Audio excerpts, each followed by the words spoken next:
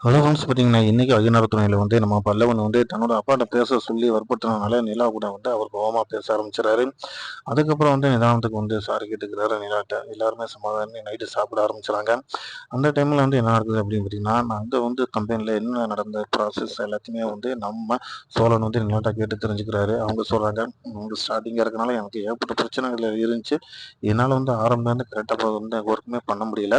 ஆனா அவங்க எக்ஸ்பிளைன் பண்ணாங்க. கொஞ்சம் நீங்க இன்னும் இதுல கொஞ்சம் ஹார்ட் ஒர்க் போட வேண்டியது இருக்கு அப்படின்ற மாதிரிலாம் அவங்க எக்ஸ்பிளைன் பண்ணதா சொல்றாங்க. அப்ப சோழன் எல்லாத்தையுமே கேட்டுக்கிறாரு. கேட்டுட்டு என்ன பண்றாரு பார்த்தீங்கன்னா, காலையில கம்பெனிக்கு கிளம்பி போகும்போது, நான் வேணா அவங்ககிட்ட மேனேஜர்கிட்ட பேசட்டா அப்படின்றாங்க. நீங்க என்ன பேச போறீங்க? உங்களுக்கு என்ன புரியும் அப்படின்னு சொல்லி கேட்குறாங்க நிலா. அத நான் சமாளிச்சுக்கிறேன். ஆரம்பத்துல நான் ஃபர்ஸ்ட் 4 நாள் எனக்கு கொஞ்சம் நர்வஸா இருந்துச்சு. பட் ஆனா போக போக அத நான் சரி பண்ணிக்கிற முடியும் என்னால. அதனால ஒண்ணும் தப்பும் இல்ல. மேனேஜ்மென்ட்ல இருக்கவங்க நிறகுறைகள சொல்லத்தான் செய்வாங்க. அத ஒரு தவற நம்ம சரி பண்ணிக்கிறது தான் நம்ம அதுல முன்னோடியா இருக்கணும். அத விட்டு போட்டு நீங்க இத சொல்லக்கூடாதுன்ற வார்த்தைய நம்ம சொல்லக்கூடாது அப்படின்றாங்க. அதே நேரத்துல அவங்க எனக்கு எதுவுமே கோவமா பேச கிடையாது. என்னுடைய பிரச்சனைய அவங்க சரி செய்யற மாரி சொன்னாங்க. இதுல என்ன தவறு இருக்கு? அப்படின்ற மாதிரி நம்ம எல்லாம் பேசுறாங்க. சரிங்க, நான் உங்கள ட்ராப் பண்ணி விடுறேன் அப்படின்னு சொல்லும்போது, அவங்க என்ன சொல்றாங்கன்னா, நானே போய்க்கிறேன், நானே வந்துக்கிறேன். ஆரம்பத்துலேருந்து நான் இத தான் சொல்லிக்கிட்டு இருக்கேன் உங்ககிட்ட. நீங்க ஒரு விஷயத்த புரிஞ்சுக்கங்க. எங்க அப்பா ஓவரா டார்ச்சர் குடுத்து தான் என்ன கூட்டிட்டு வந்தாரு. அதுக்கு மேல நீங்க வந்திருக்கிறீங்க. அங்கருந்து தப்பிச்சு உங்கட்ட தான் மாட்டிக்கிட்ட கதையா இருக்கு அப்படின்ற மாரி சொல்றாங்க. அப்போ நம்ம சேரன் என்ன சொல்றாரு, "விட்றா, நீ எல்லாம் சூதானமா போயிட்டு வான்னு" சொல்லுவாருல்ல. பிரச்சனைய இதோட முடியட்டும் அப்படின்னு சமாதானப்படுத்தி விட்டுறாரு.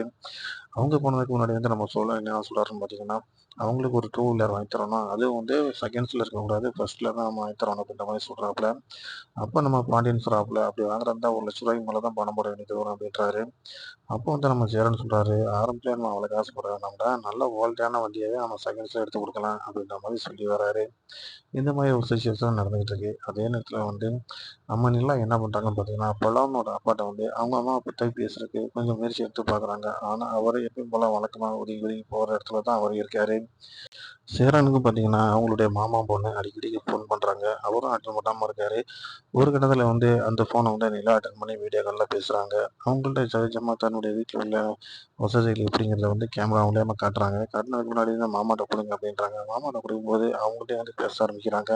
இருங்க, என்னோட ஹஸ்பண்ட நான் கூப்பிட்டு பேச சொல்றேன் அப்படிங்கும்போது, நம்ம சோழன் சேரன் ஃபோன கட் பண்ணிடுறாரு. கட் பண்ணிட்டு அவர் என்ன சொல்றாருன்னா, எல்லாரும் வீட்ல இருக்கவங்க எல்லாருமே சத்தம் போடுறாங்க. நீ இப்படியே பண்ணிக்கிட்டு இருக்காத. இது ஆரம்பிக்கும்போதே இத நீ கண்டிஷனா பிளாக் பண்ணிரு நம்பர் அப்படின்றாங்க. பிளாக் பண்ணா அது தப்பா போயிரும்டா. அடுத்து அந்த பொண்ணு என்ட்ட பேசும்போது நான் இனிமேல் கால் பண்ணாத அப்படின்னோனே, நான் கண்டிஷனா பேசிறேன் அப்படின்ற மாரி நம்ம சேரன் சொல்லி சமாளிக்கிறாரு. சரிங்க ஃப்ரெண்ட்ஸ், அடுத்து என்ன நடக்குது அப்படின்னு பார்க்கலாம். தொடர்ந்து நம்ம சேனல பாருங்க. லைக் பண்ணுங்க, ஷேர் பண்ணுங்க.